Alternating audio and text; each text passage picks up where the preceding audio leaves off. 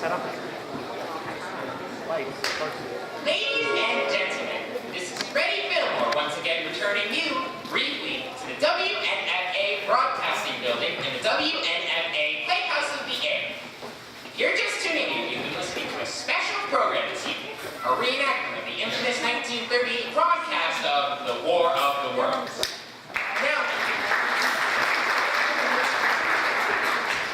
Now, here's a fact that you may not be aware of, but one which will figure greatly as tonight's program continues. The Mercury Theater on the Air, produced by John Houseman and Orson Welles some 10 years ago, did not have a sponsor. They were a relatively new program and had not yet gained the backing of a sponsor who would require regular interruptions at regular intervals for their commercial advertisements. You may have noticed the lengthy stretch of our program tonight, which has gone by without commercial interruption, and we are performing it as such to recreate the experience listeners heard on that fateful evening a decade back. It's a small wonder that a number of listeners who tuned in after the announcement was made at the beginning of the program, but tuned out before the station break we're taking now, may have just well thought what they were hearing was absolutely real. Just how many of them thought we were being invaded by Martians? How many of them thought that our time on this dear planet was coming to its end? And what of Orson Welles and his company of actors in the studio? Did they have any idea of the cavalcade of panic their little radio play was causing its listeners? Stay tuned and find out. Now, the Mercury Theater on the Air may not have had a sponsor, but the WNFA Playhouse of the Air does, and a fine one at that. The wonderful folks over at All American Brands, and we will return to you after a word from them now.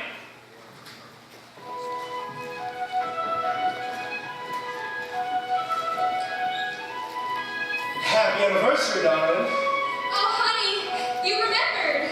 Well, I must confess, I did have a little help.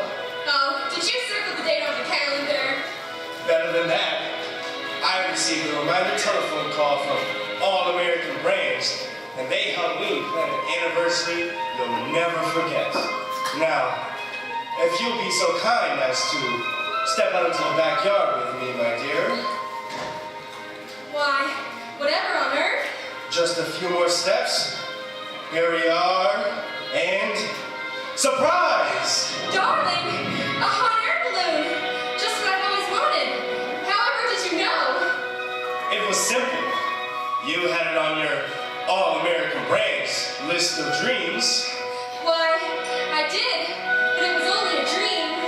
Well, now it's a dream come true. Shall we take it for a spin? Oh, yes, please. Wow, look at that view. It's thrilling, my darling. How about some All-American Brand champagne, my pet? Delicious. And here's a little something else for you, my love. Oh, darling, it's an all-American brand ladies bounty brand pistol with a powder pink grip. Now I feel safe whenever you stay late nights at the office with your secretary.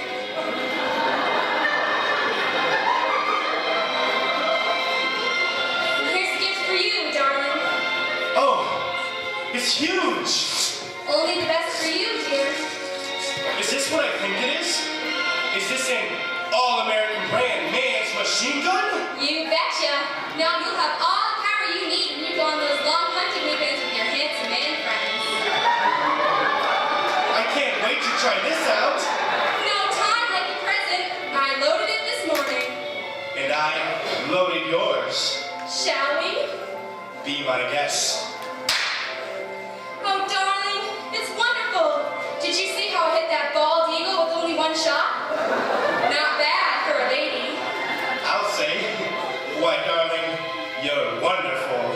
And now it's your turn, dear. Stand back. Honey, I dare say you took out that entire herd of all-American Brand buffalo. It was a cinch, thanks to you and All-American Brands. Happy anniversary, darling. Happy anniversary, darling. Shall we do it together? Nothing would give me a greater thrill.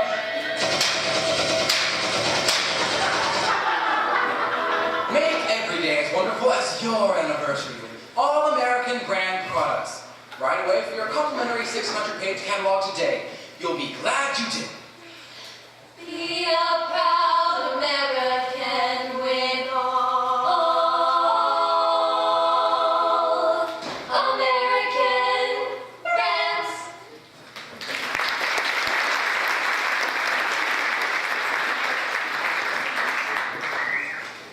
This is Freddie Fillmore, the WNFA Playhouse of the Air.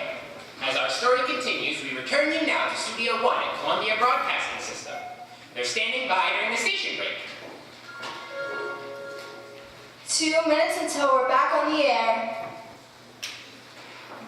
As the cast prepares to go on for the second act of their play, producer John Houseman rushes out of the control room to Mr. Wells. Orson, Why, John, you're as white as a sheep. What the devil's going on? you're not going to believe this. Try me. Listeners have been calling into the switchboard. They're in panic. Panic. Why? They think it's real. You hear that, folks? Laugh all you want, Orson, but the CBS bigwigs aren't laughing. Believe me, they've been in the control room for the past 10 minutes, demanding a break. And we're giving them one now, aren't we? I had to do everything within my power to stop them from taking us off the air. And you did a fine job at such, my boy, but I don't see the cause for such hullabaloo, John. After all, it's only a play. But the listeners, Orson, they don't think it's a play. They think it's really happening. Really? Then why are they also patiently waiting in the control room? I don't see how this is working here. Well,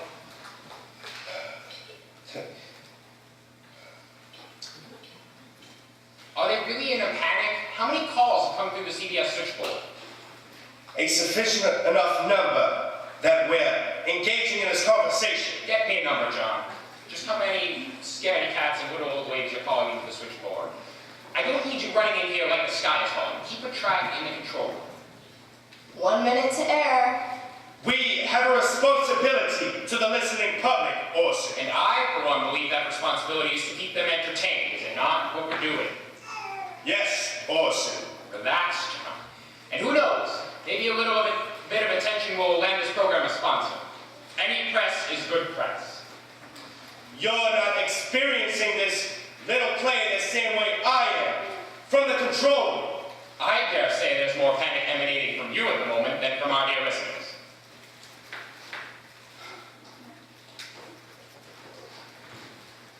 Look, how about our fighters? Just 5. Well, get me a number, John. Just how many scaredy cats and little old ladies are calling into the CBS switchboard? And are they indeed panicked or simply bored and want someone to talk to? Back to the control room, John. On with the show, shall we, folks? We're back on the air in 5, 4, 3.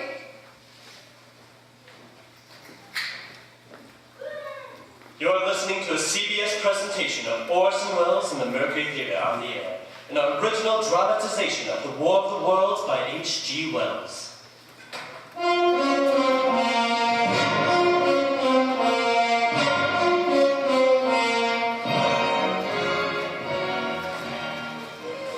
As I set down these notes on paper, I'm obsessed by the thought that I may be the last living man on Earth. I've been hiding out in a house near Grover's Mill, a small island of daylight cut off by the black smoke from the rest of the world. All that happened before the arrival of these monstrous creatures in the world now seems part of another life. Life that has no continuity with the present figurative existence of the lonely derelict who pencils these words on the back of some astronomical notes bearing the signature of Richard Pearson.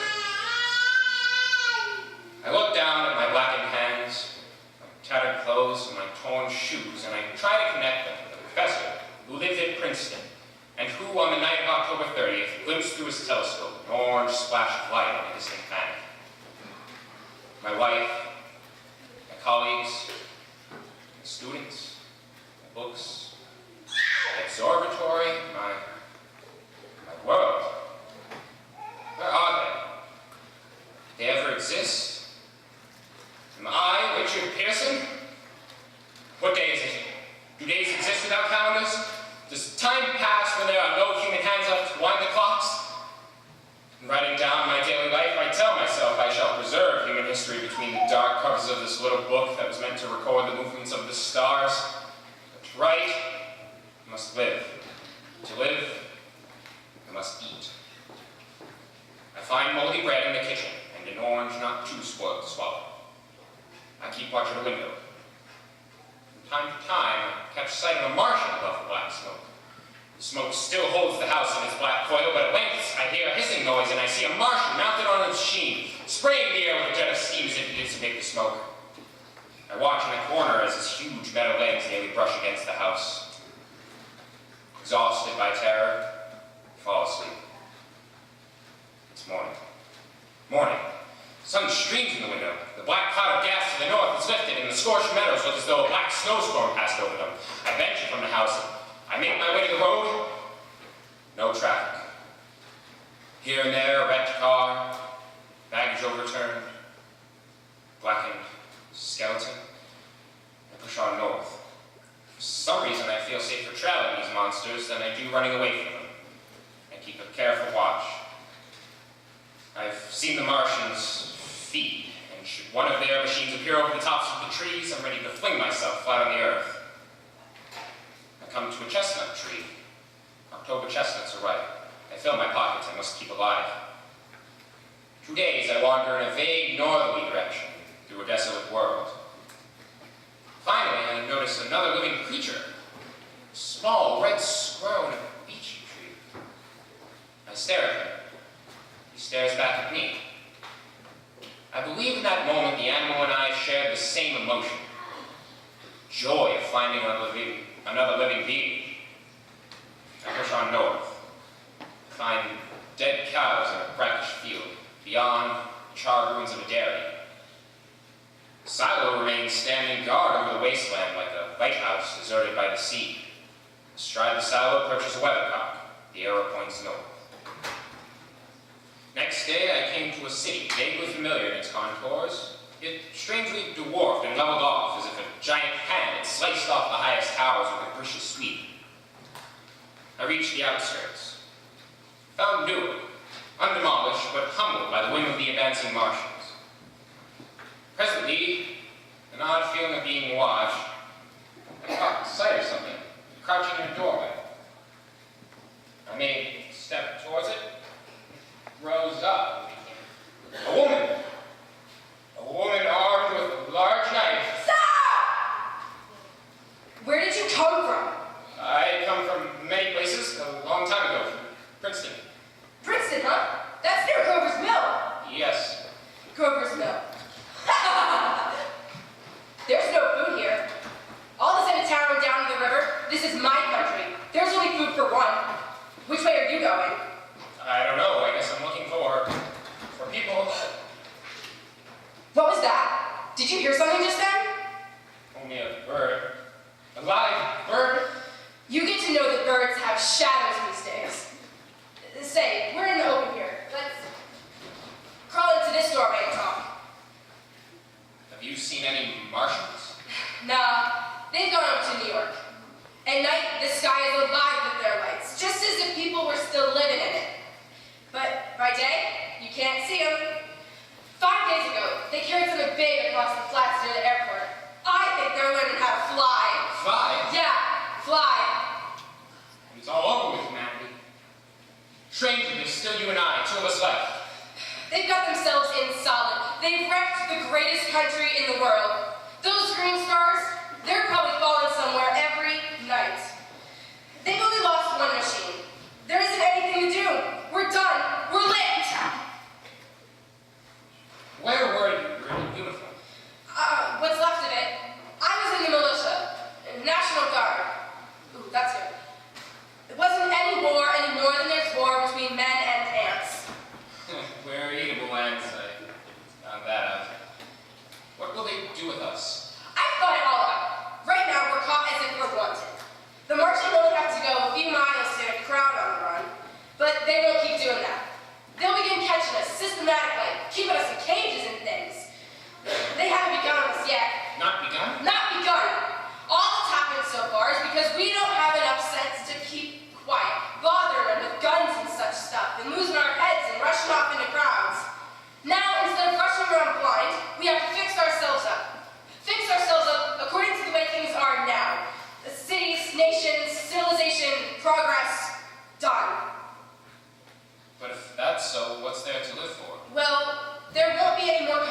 for a million years or so and no nice little dinners at restaurants.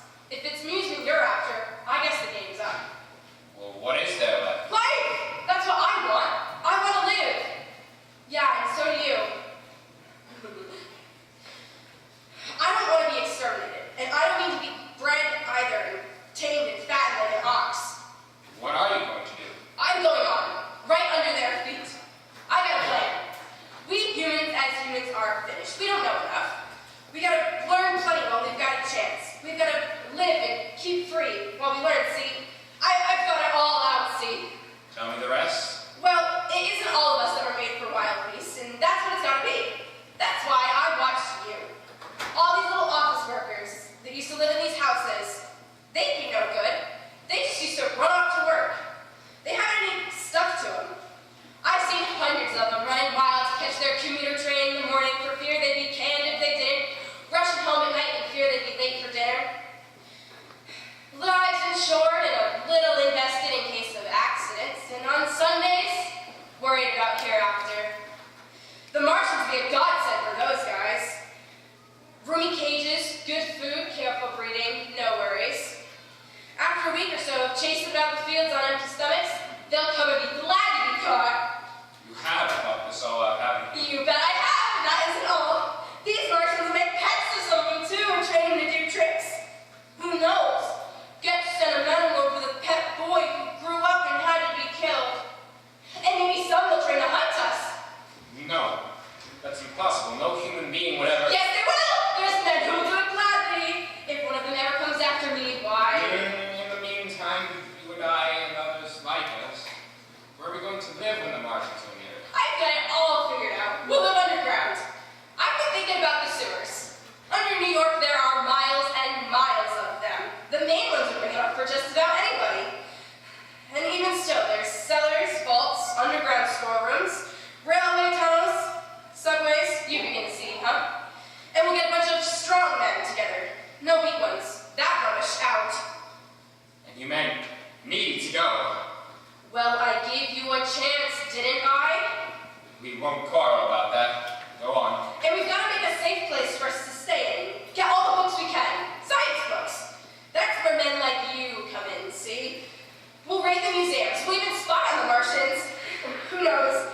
It may not be so much we have to learn before.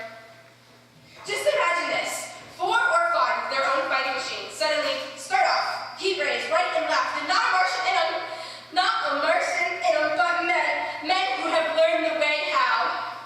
Gee, it may even be in our time. Imagine having one of them lovely machines with its heat ray wide and free. We turn it on the Martians, we turn it on the men, we bring the whole world down to its knees. That's your plan. You and me and a few more of us. We know the world! I see. Wait, what's the matter? Where are you going? Not to your world. Goodbye, stranger. After parting with the artillery woman, I came at last to the Holland Tunnel. I entered that silent tube, anxious to know the fate of the great city on the other side of the Hudson. Cautiously, I came out of the tunnel and made my way up Canal Street. I reached 14th Street, and there again were black powder, several bodies, an evil, ominous smell coming from the gratings of some of the cellars. I wandered up through the 30s and 40s, stood alone on Times Square. I caught sight of a lean dog running down 7th Avenue with a piece of dark brown meat in his jaws with a pack of starving mongrels at his heels. He made a wide circle around me as though he thought I might prove a fresh competitor. I walked up Broadway in the direction of that strange powder, past silent shop windows displaying their mute wares to empty sidewalks, past the Capitol Theater, silent and dark, past the shooting gallery where a row of empty guns faced an arrested line of wooden ducks. Near Columbus Circle, I noticed models of 1939 motor cars in showrooms, facing empty streets. From over the top of the General Motors building, I noticed a flock of black birds circling in the sky. I hurried on. Suddenly, I caught sight of a hood of a Martian machine standing somewhere in Central Park, gleaming in the late afternoon sun. An insane idea, I rushed recklessly through Columbia Circle and into the park. I climbed a small hill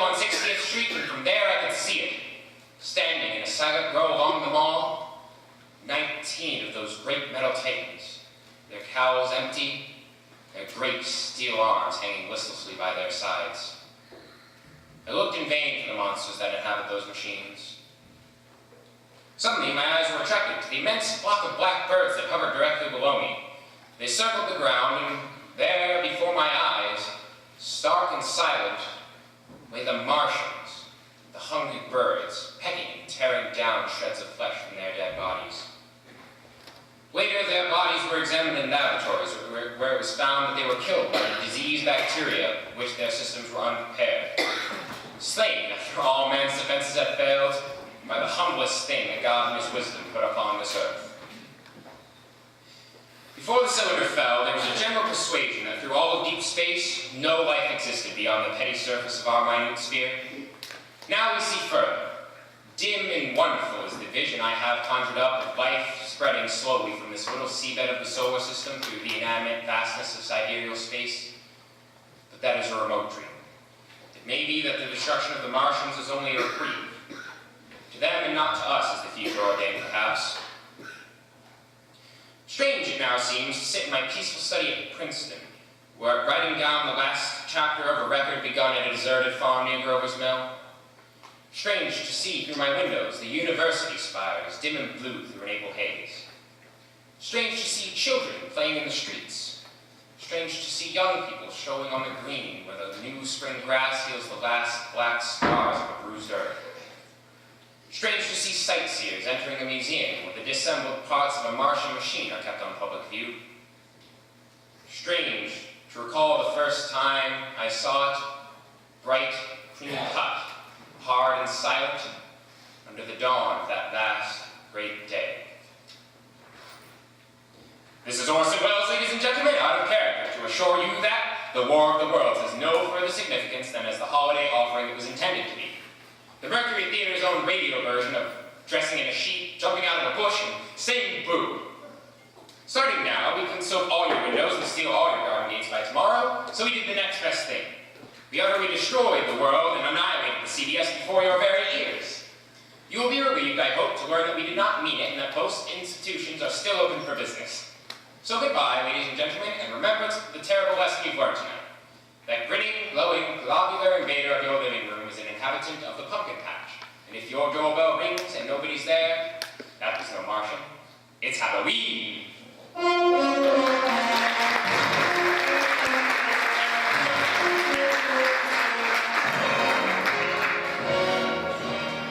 Tonight, the Columbia Broadcasting System and its affiliated stations, coast to coast, have brought you The War of the Worlds by H.G. Wells, the 17th in its weekly series of dramatic broadcasts featuring Orson Welles and the Mercury Theater on the air.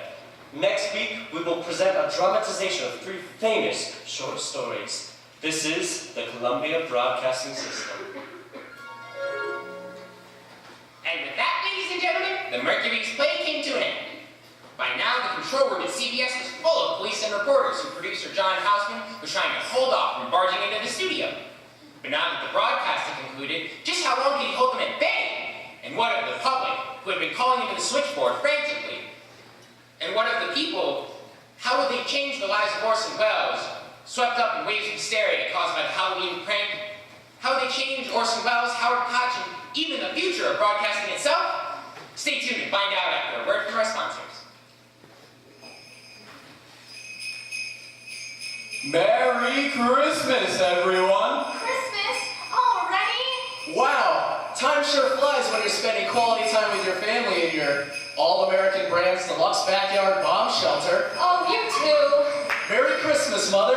Merry Christmas, one and all. And you couldn't ask for a finer Christmas than one brought down the chimney by All-American Brands. Oh boy, can we look through our stockings now? You sure can look through your All-American Brand stocking, hung on the mantle of our All-American fireplace with care, son.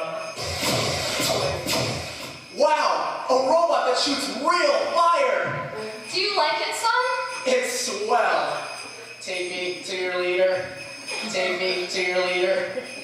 And look what All-American Brands has put in your stocking, dearest daughter. A pony! Oh, joy! I'm going to name him Uncle Sam.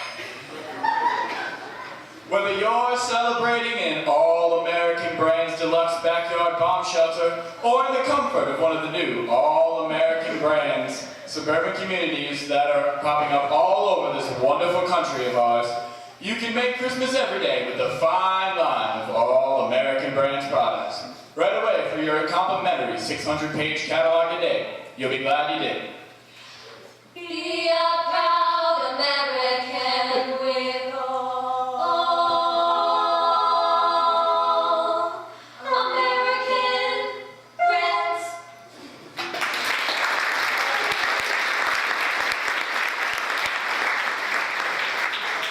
You're listening to the WNFA Playhouse of the Air. I'm your host, Freddie Fillmore.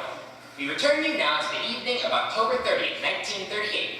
We're still in Studio 1 of the Columbia Broadcasting Building in Manhattan, and the Mercury Theater on the Air has just finished broadcasting their adaptation of H.G. Wells' The War of the Worlds. By now, the studio at CBS was packed with police and reporters. Producer John Houseman and other CBS employees made their way into the studio, and all hell broke loose. John, what the devil is this? Get the scripts, all of them. We need the scripts, every last one of them. Whatever for. We need to dispose of them immediately. We're destroying the recordings too. As far as we're concerned, the last hour did not happen. John, you're hysterical. Orson, the police are here. The police? Why? When the listeners couldn't get through to the switchboard, they started telephoning the police. And when the police couldn't get through to the switchboard, they decided to come here, in person. Now, John, this is lunatic. Call it what you will, Orson. There are police, and reporters too. All of them most eager to speak with you. Send them away. I tried that, Orson, but they refused to leave. Then why are they waiting in the control room? I wouldn't say they're patiently waiting in the control room, but I told them we'll start on air, but it won't be long before they realize I wasn't telling the truth. Over 100 telephone calls to the switchboard? Has the world gone mad? In a word, yes. Look, you duck out the back door and go to your rehearsal. You've got actors waiting at the theater. I'll handle the police and press. No, I'll handle it. Send them in. Are you certain? Let's at least hear what this is all about. Let them in. Gentlemen and ladies, please. I can only grant you a moment of my time at present as I wait for a rehearsal. One at a time, please, if there's any chance of holding these proceedings to a civil manner. First things first, officer. Have you come to arrest me? Am I to be dragged off in handcuffs?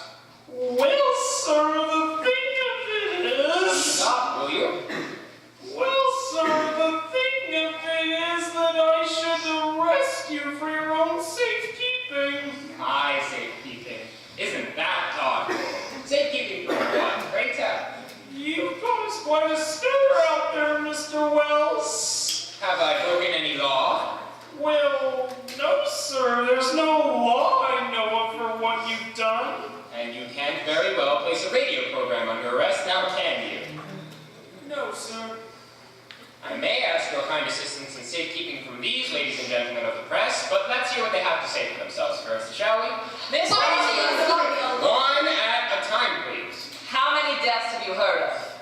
Deaths, plural, one wouldn't be enough. How many deaths? There have been rumors of a number of deaths reported. The deaths of who? Your listeners, the audience. A lot of them believed your damned play was real and set them off running into the streets for their lives. And some of them perish. How so? Mobs can get pretty ugly sometimes. There are no Martians. There was no attack. Are you speaking from fact? Do you have any actual evidence beyond the rumor that harm has come to anyone at all? We cut off. Quiet, both of you. Orson, what do you know about the fatal stampede in New Jersey? What about the traffic deaths? And the suicides. Suicides? How on earth in 1 hour's time could such sordid events already be reported as fact? Did any of you listen to the broadcast this evening? Not only is it a work of fiction, as stated at least 3 times over the course of the past hour, but how could anyone possibly believe that the events of this could have played out in real time? Martians land, the militia is deployed, and carry out a full-scale air battle, all in the first 30 minutes. Come now. Is it our fault for believing you? Orson, certainly your intention was for your show to put terror in imagination, was it not? Oh no, of course not. We did Dracula, and it seemed to me that during Dracula, I had high hopes that people would react as they do in a movie of that time. I don't know they did particularly, and so I'd given up. One doesn't believe in the radio. You have no idea how many people are listening or what they're thinking. I had every hope that people would be as excited as they would be at a melodrama, and you don't play down the melodramatic effects of a melodrama. Mr. Wells, why did you use names of local towns in your broadcast? Well, H.G. Wells uses local towns addressing an English audience. I was addressing an American audience, so the transplantation is really quite logical. Why didn't you use names of mythical towns? H.G. Wells didn't use the names of mythical towns in the original. His names are quite real, the names of real English towns, and when the decision was made to set our adaptation in the United States, it only made sense to substitute the names of American towns. But why Grover's Mill? That was, to my understanding, a completely random decision by the writer of tonight, by Mr. Howard Koch. Excuse me, do you think, Mr. Wells, that you might have taken unfair advantage of the public by using the conveyance of authentic news? I don't believe that I have, since it's not a method original to me. It's used by many radio programs, and I'm terribly shocked by the effect it's had. But I do not believe the method is original to me, or particularly to the Mercury Theater's presentation. Do you believe that some legislation ought to be passed against the events of this evening? I don't know what the legislation would be. I know that almost anybody in radio would try to avert the type of thing that has happened, myself included. But I don't know what the legislation would be. Radio is new, and we're learning about the effect it has on people. We've learned a terrible lesson. Do you think that this will cause curbing of the radio bulletin on the air today? I simply can't imagine. It seems to me that the effects of this may cause much legislation, and I simply don't know. It's the wisdom of radio executives and an organized public who will decide these things for us. It's not up to me to speak, I'm in the accused. Ladies and gentlemen, please. My name is John Hausman, and I'm the producer of this program.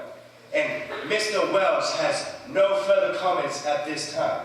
A formal press conference will be arranged as soon as possible. Well, we have to I would like to make one final comment, if I may. Every radio program tries to be more dramatic than life. Every play tries to be more dramatic than life, and every movie not less so. I would have been surprised, and as hurt as anybody would, if they were told their presentation was less effective than life. If you will now kindly excuse me.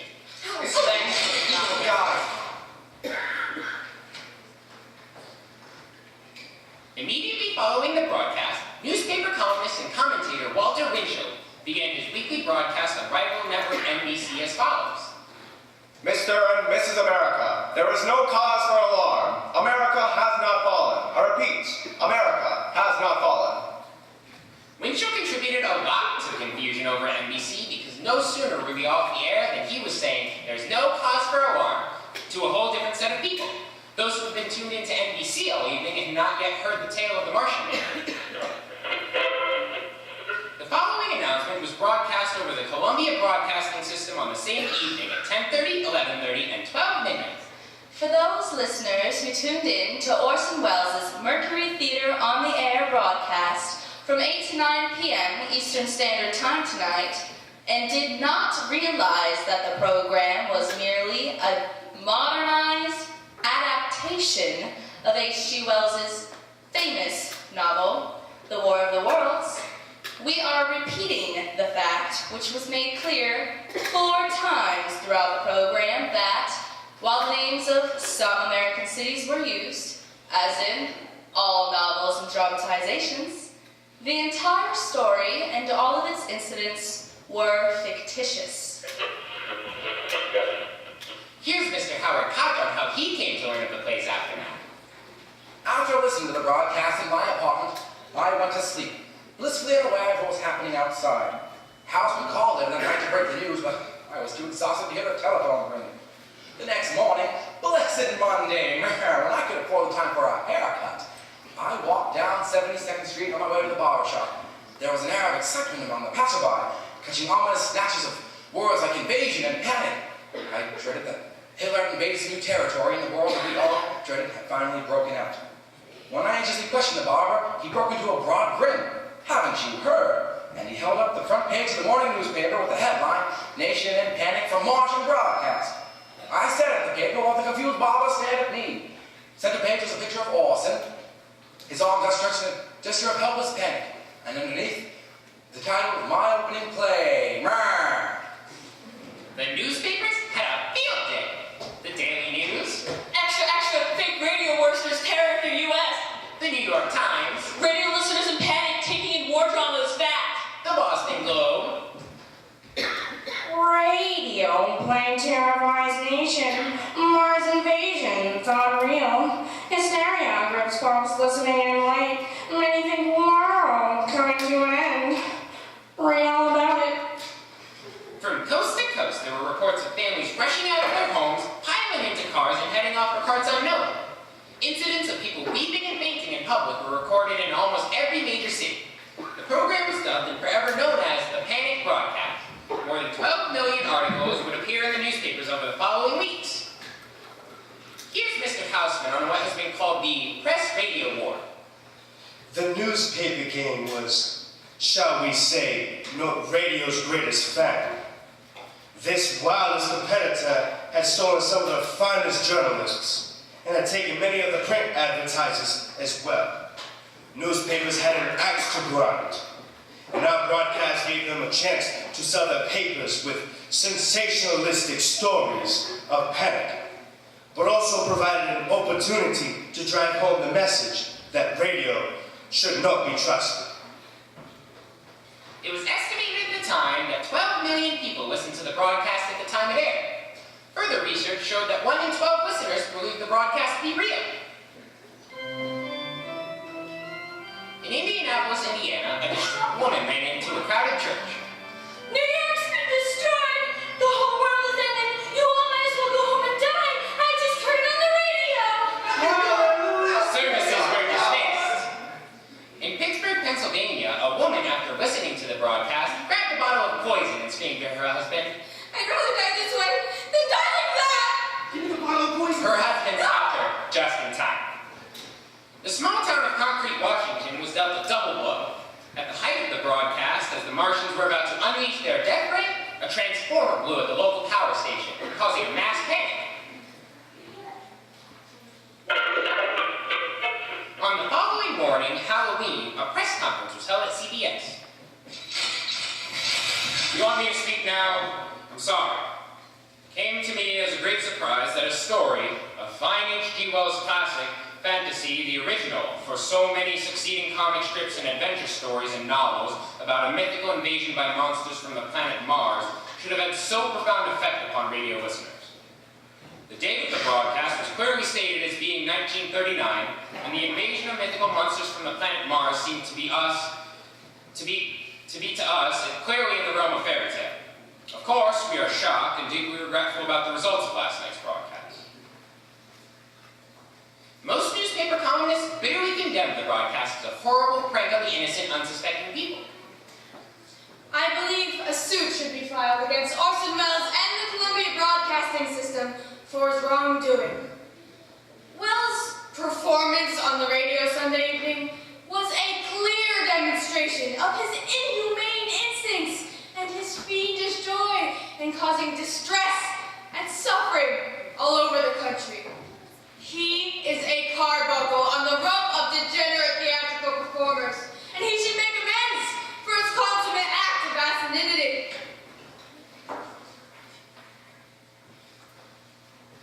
Radio! Still, hundreds of listeners praised the broadcast as a public service, writing letters to CBS and Orson Welles.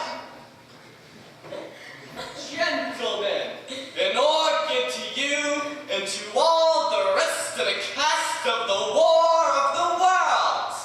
But shame on you for giving me the scare of my life. Let me congratulate you on your broadcast. Thanks for a wow and a thrill. More power to you.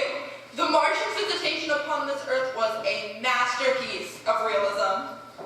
Journalist Dorothy Thompson applauded Orson and her widely read column. Hitler managed to scare all of Europe to his knees a month ago. But at least he had an army and an air force to back up his shrieking words. Mr. Wells scared thousands into demoralization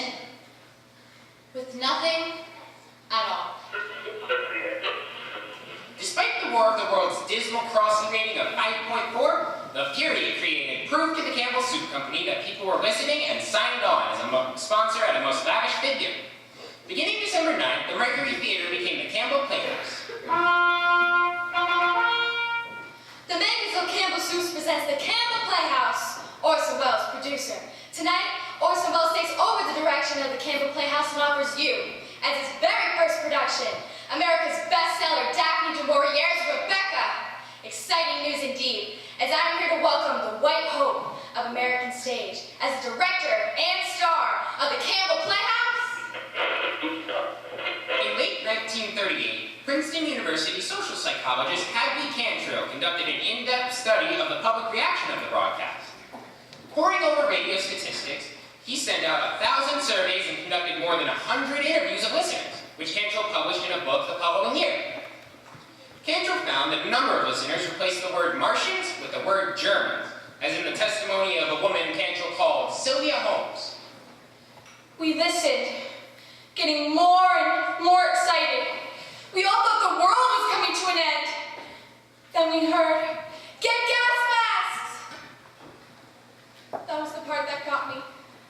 I thought I was going crazy. It's a wonder my heart didn't fail me because I'm nervous anyway. I felt if the gas was on, I wanted to be together with my husband and nephew so we could all die together. So I ran out of the house. I guess I didn't know what I was doing. I stood on the corner, waiting for a bus, and I thought every car that came along was a bus, and I ran out to get it. People saw how excited I was and tried to quiet me, but I just kept saying over and over again to everybody I met, "Don't you know New Jersey is destroyed by the Germans? It's on the radio." I knew that Hitler didn't appreciate President Roosevelt's telegram a couple of weeks ago. While the U.S. thought everything was settled, they came down unexpected. The Germans are so wise, they run something like a balloon, and when the balloon landed, that's when they announced the explosion. The Germans landed. When I got home, my husband wasn't there, so I rushed in next door and warned the neighbors that the world was coming to an end. My aunt was there, and she tried to quiet me and said, "If God is coming that way, we just have to wait. Go home and be quiet. Don't be excited." I went home. My knees were shaking so I could hardly walk up the stairs. I thought my nephew had come home and gone to bed. I woke him up. I looked in the icebox and saw some chicken from Sunday dinner that I had been saving for Monday night dinner. I said to my nephew, "We may as well eat this chicken. We won't be here in the morning." In 1939, the year following the War of the Worlds, Orson Welles went to Hollywood, where he went on to make pictures for RKO, including Citizen Kane and the Magnificent Ambersons. Mr. Howard Koch went to Hollywood as well, where he was screenwriter for the Warner Brothers pictures Sergeant York and Casablanca. Both gentlemen are reminded of and asked frequently of their War of the Worlds broadcasts. Here's a word from Mr. Welles. "I still meet people all over the place, everywhere in the world, who've had experiences, bitter or otherwise, as a result of our little experiment in broadcasting. Just the other day, I was on the ferry, and some people said to me, 'There you are, Orson. Well, you sure scared us. We were on our honeymoon, my wife and I.' I'm sorry to say they looked a very ancient couple, but there they were. 'We were on our honeymoon and had a little portable radio. We went out there by the lake and heard what you said. Came right back home. Spoiled the honeymoon, but glad to see you, Orson.' That kind of thing has followed me all over the world since. I suppose we had it coming to us because, in fact, we were not as innocent as we meant to be when we did the Martian broadcast. We were fed up in the way in which everything that came over the new magic box, the radio, was being swallowed. People, you know, do suspect what they read in newspapers and what people tell them. But when the radio came, and I suppose now television, anything that came through the new machine was believed. So in a way, our broadcast was an assault on the credibility of that machine. We wanted people to understand that they shouldn't take any opinion pre-digested, and they shouldn't swallow everything that came through the tap, whether it was radio or not. But as I say, it was only a partial experiment. We had no idea the extent of the thing, and I certainly personally had no idea what it would mean to me. The broadcast would become, in the end, the most famous radio program in history, or, as producer John Houseman called it, The War of the Worlds was a magic act, one of the world's greatest. And Orson, was just the man to pull it off. You've been listening to the WNFA Playhouse of the Air. This is your host, Freddie Fillmore, brought to you each and every week by All American Brands. The Columbia Broadcasting System and its affiliate stations present Orson Welles and the Mercury Theater on the Air in The War of the Worlds by H.G. Wells. Exact orders of the ship are just holding it just enough to keep us. The fights in the flank. Wait, get the flank. It's right, and it's great. It's great. It's terrible. Oh my, get out of the way, please. It's burning in the flames and it's falling on flying steps. All the folks are doing this. This is terrible. This is one of the worst catastrophes in the world.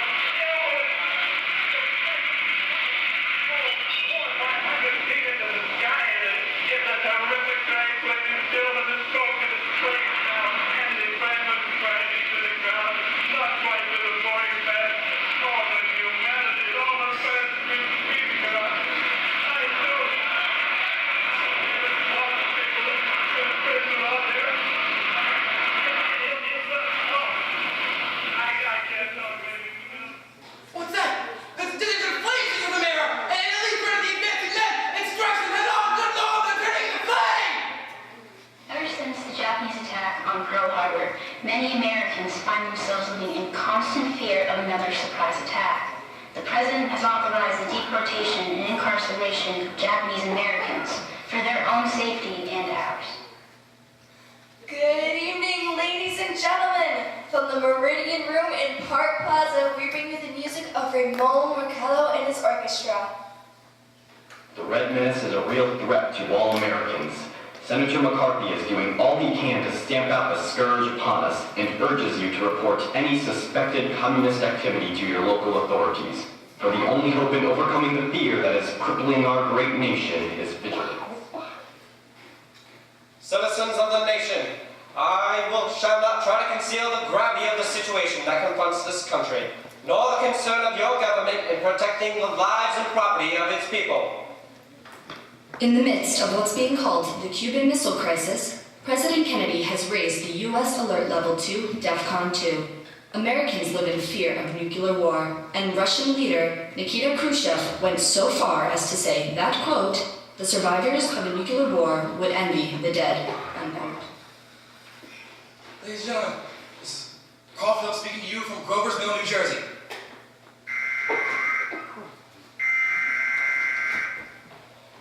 This is a test of the emergency broadcast system. The broadcasters of your area, in voluntary cooperation with the FCC and other authorities, have developed this system to keep you informed in the event of an emergency. We are bringing you an eyewitness account of what's happening on the Wilmeth Farm, Grover's Mill, New Jersey. The nation's first 24-hour cable news network has launched and will be bringing viewers breaking news all day and all night. Politics, weather, and the joys and fears of our daily life will be broadcast non-stop around the clock. We take you now to call close at Grover's Mill. At the moment, local police and the sheriff's office, the district attorney, fire officials, and school officials are giving the latest details into the deadliest school massacre in U.S. history. Ladies and gentlemen, am I on? President George W. Bush said Sunday he is confident the nation will rebound from the week's terrorist attacks, and he urged Americans to go back to work on Monday, knowing that their government is determined to rid the world of evildoers. A black smoke, sir. Moving this way. Lying close to the ground. It's moving fast. Put all gas masks. Just days after the execution murder of American journalist James Foley, the Obama administration acknowledged that the Islamic State militant group is more dangerous than it was just 6 months ago. 2X2L calling CQ. 2X2L calling CQ. 2X2L calling CQ. New York. Isn't there anyone on the air? Isn't there anyone on the air? Isn't there anyone?